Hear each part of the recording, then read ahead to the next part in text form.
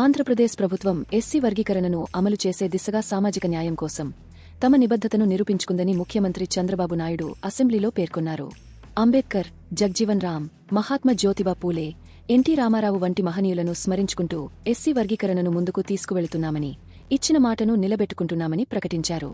SC వర్గీకరణ ప్రతిపాదనపై AP అసెంబ్లీలో చర్చ సందర్భంగా సీఎం చంద్రబాబు ప్రసంగించారు.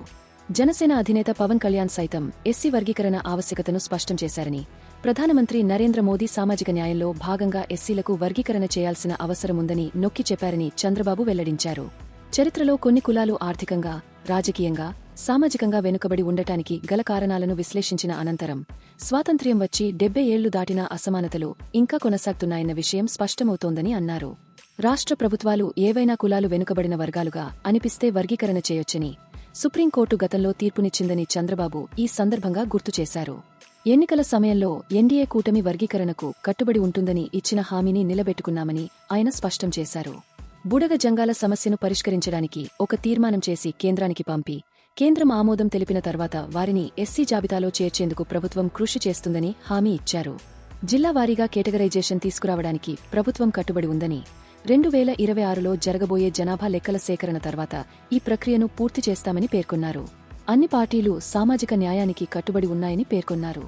మందకృష్ణ మాదిగ ఉద్యమం సమయంలో మాదిగల సమస్యలను గుర్తించి జస్టిస్ రామచంద్రరావు కమిషన్ వేసి వారి సిఫార్సుల మేరకు 4 కేటగిరీలుగా వర్గీకరించామని చంద్రబాబు నాయుడు తెలిపారు. దీనికి సంబంధించిన ఆర్డినెన్స్ జారీ చేసి చట్టం కూడా తీసుకువచ్చామని గుర్తు చేశారు.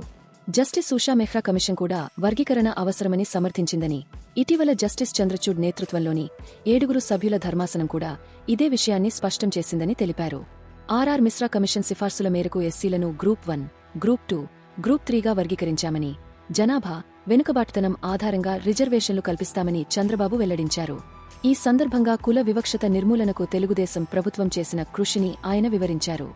గ్రామీణ ప్రాంతాల్లో ఎస్సీలు ఎదుర్కొంటున్న వివక్షను రూపుమాపడానికి అనేక జీవోలు జారీ చేశామని, ప్రత్యేక కోర్టులు ఏర్పాటు చేసి బాధితులకు న్యాయం జరిగేలా చూశామని తెలిపారు. ముఖ్యమంత్రిగా ఉన్న సమయంలో ఎస్సీల కోసం అనేక సంక్షేమ కార్యక్రమాలు చేపట్టామని, సామాజిక న్యాయం కోసం ఎన్టీ రామారావు చేసిన కృషిని స్మరించుకున్నారు. బాలయోగిని లోక్సభ స్పీకర్గా, ప్రతిభాభారతిని అసెంబ్లీ స్పీకర్గా చేసిన ఘనత తెలుగుదేశం పార్టీదని ఆయన అన్నారు. కాకి మాధవరావును చీఫ్ సెక్రటరీగా నియమించామని గుర్తు చేశారు. రాష్ట్రపతిగా కె.ఆర్. నారాయణన్, అబ్దుల్ కలాంలను ఎన్నుకోవడంలో తెలుగుదేశం పార్టీ కీలక పాత్ర పోషించిందని చంద్రబాబు అన్నారు. ఎన్డీఏ కూటమి సామాజిక న్యాయానికి కట్టుబడి ఉందని, భవిష్యత్తులోనూ ఈ దిశగా కృషి చేస్తామని స్పష్టం చేశారు. తూర్పు కాపులకు కుల ధృవీకరణ పత్రాలు ఇవ్వడం లేదన్న సమస్యను పరిష్కరిస్తామని హామీ ఇచ్చారు. జనసేన, బీజేపీలకు ఆయన ధన్యవాదాలు తెలిపారు.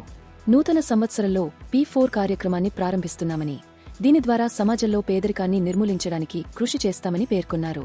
చివరగా, ఆంధ్రప్రదేశ్ షెడ్యూల్డ్ కులాల జాబితాలో బుడగ జంగం కమ్యూనిటీని చేర్చాలని కోరుతూ ప్రభుత్వం ఒక తీర్మానాన్ని ప్రవేశపెట్టింది. దీనిని సభ ఏకగ్రీవంగా ఆమోదించింది.